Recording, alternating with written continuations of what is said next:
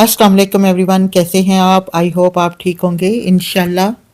आज बनाते हैं सिर्फ 15 मिनट में तैयार होने वाली रेस्टोरेंट स्टाइल चिकन बोनलेस कढ़ाई। चलिए जी रेसिपी को शुरू करते हैं। सबसे पहले चूल्हे की फ्लेम ऑन कर देते हैं, ऊपर रख देते हैं कढ़ाई। यहाँ पर जी मैंने कढ़ाई ली है लोहे की और थोड़ी सी ये मोटी है। और यहाँ पे लेते हैं 2 कप ऑयल के, और जैसे ही हल्का सा ऑयल गर्म होता है तो इसमें शामिल कर देते हैं हम चिकन को।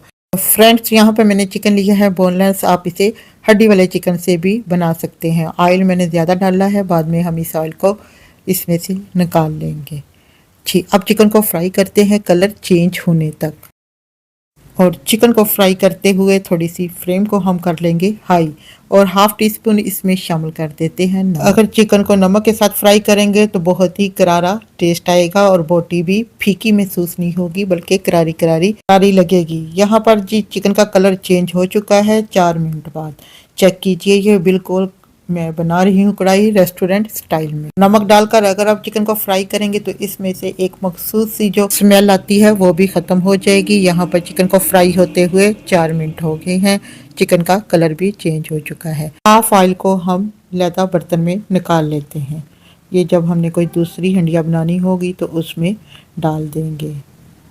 ढाबे में रेस्टोरेंट में जो भी कढ़ाई मिलती है वो बहुत ज़्यादा ऑयल में बनाई जाती है, इसलिए बहुत ही मज़ेदार बनती है। अब जी हम इसमें एक्स्ट्रा ऑयल निकाल लेते हैं, और आप इसे कम ऑयल में भी बना सकते हैं। यहाँ पर जी मैंने हाफ ऑयल इसमें से निकाल लिया है। अब इसमें शामिल कर देते हैं घर का कुटा हुआ पिसा फ्रेश अदरक लहसुन 1 टेबल स्पून, और ये मैंने मोटा मोटा और दरदरा सा कूटा है।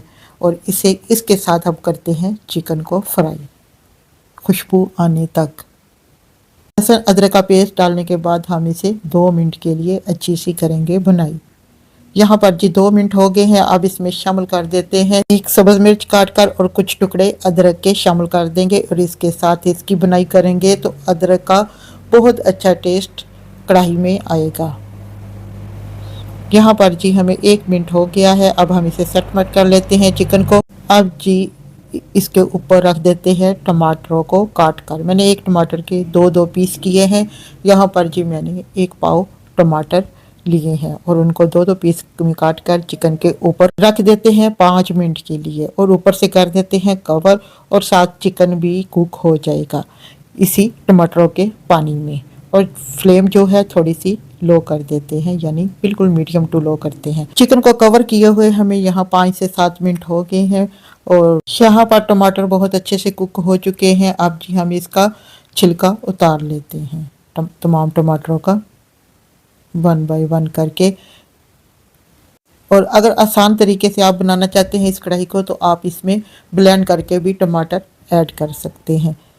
जी यहाँ पे मैंने तमाम टमाटरों का छिलका उतार लिया है। अब जी इसे चम्मच की मदद से मिक्स करते हैं। अब जी टमाटरों को चम्मच की मदद से कर लेते हैं मैश,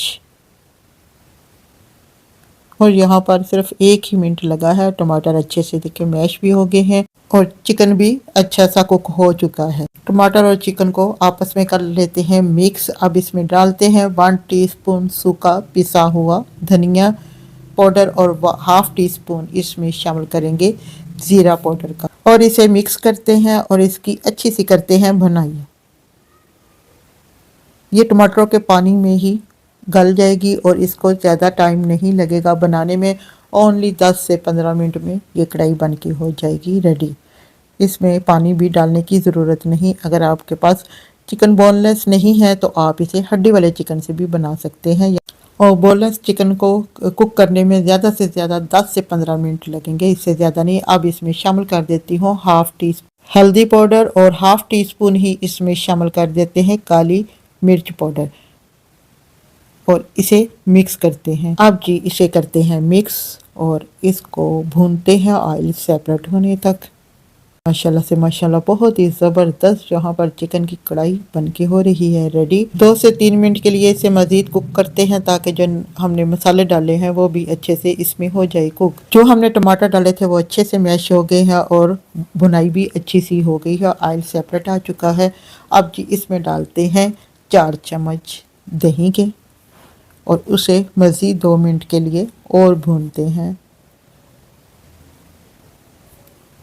इस कढ़ाई में बनाने के लिए प्याज़ों की ज़रूरत नहीं होती, सिर्फ टमाटरों के साथ ही ये बहुत ही ज़बरदस्त कढ़ाई बनकर हो जाती है रेडी। अब इसमें 2 सब्ज़ मिर्चें फ्रेश काट के शामिल कर देते हैं, इससे बहुत अच्छा टेस्ट आएगा। अगर आपको पसंद है तो मिर्चें डालें, अगर ज़्यादा पसंद नहीं है तो आप इसे स्किप भी कर सकते हैं।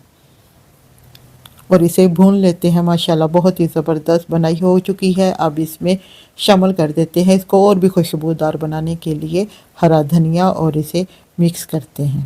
जी एवरीवन, आज की रेसिपी आपको कैसी लग रही है? अगर अच्छी लगे तो प्लीज़ लाइक करें, शेयर करें और मेरे प्यारे से चैनल नाज़िक लोग कुकिंग एंड व्लॉग को सब्सक्राइब ज़रूर करें।